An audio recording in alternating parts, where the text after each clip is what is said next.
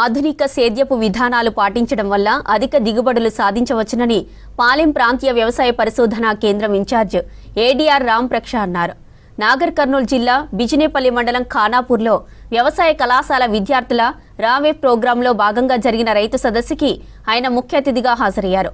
వ్యవసాయంలో ఆధునిక సేద్యపు విధానాల పట్ల అవగాహన కలిగిస్తూ విద్యార్థులు 60 రకాల వివిధ స్టాళ్లను ప్రదర్శించి రైతులకు అవగాహన కలిగించారు.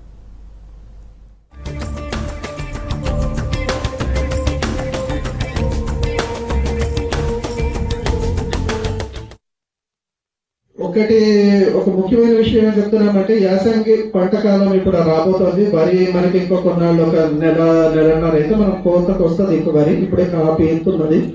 ఇంకో నెలన్నర 2 నెలల్లో మనం వరి కోసిన తర్వాత ఈసారి వర్షాలు బాగా పడ్డాయి. అందరికీ తెలుసు. మళ్ళీ వరికి వెళ్ళడానికి రైతులందరూ ఆసక్తి చూపిస్తారు, వరి వేయడానికి చూస్తారు. కానీ కొంత భాగం ఏదైతే ఉందో మనం ఆరుతడి పంటలు వేసుకోవడానికి కూడా ఇంట్రెస్ట్ చూపించాలి. అంటే మొక్కజొన్న లాంటి ఆరుతడి పంట, మొక్కజొన్న కానీ, జొన్న కానీ, పొద్దుతిరుగుడు కానీ ఏవైనా సరే కొన్ని ఆరుతడి పంటలు వేసుకోవాలి. ఎందుకు ఈ విధంగా చేయాలి అంటే ఈ సమావేశంలో చెప్పడానికి కూడా ముఖ్యమైన కారణం ఏంటంటే వరిని వరుసగా వేసుకుంటా పోతే నెలలో చౌడు వస్తుందో రాదా. ముఖ్యంగా యాసంగిలో వరి వేసుకుంటే ఏమవుతుందంటే మనకి ఫిబ్రవరి నుంచి టెంపరేచర్స్ పెరుగుతాయి.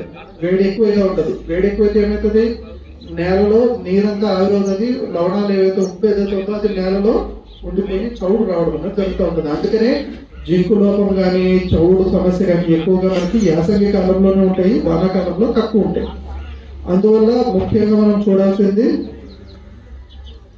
మనకి యాసంగిలో ఎట్టి పరిస్థితుల్లో కొంత అయితే పంట మార్పిడి మనం సాధించాలి. పాత పద్ధతిలో వ్యవసాయం ఎట్లా చేసేవాళ్ళు, తర్వాత తరాల నుంచి మోడర్న్ అగ్రికల్చర్, ప్రజెంట్ జనరేషన్లో అగ్రికల్చర్ ఎట్లా చేస్తున్నారు అనేది ఈ మోడల్.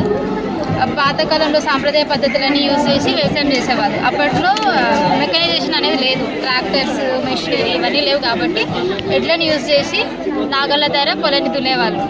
ఎడ్ల బండ్లు అవి యూజ్ చేసి, ఇంకా ఎరువులు అయితే పశువుల ఎరువు, వర్మి కంపోస్ట్ అట్లాంటివి యూజ్ చేసేవాళ్ళు. జీవామృతం, పంచగవ్య. అప్పుడు వాళ్ళకి ఇవి రసాయన ఎరువుల గురించి అవగాహన లేదు. తర్వాత ఈ సాంప్రదాయ పద్ధతుల వల్ల ఆరోగ్యమైన పంటలు పండించుకోవచ్చు. కానీ ఎక్కువ టైం తీసుకోవడం వల్ల మనకు గ్రీన్ రెవల్యూషన్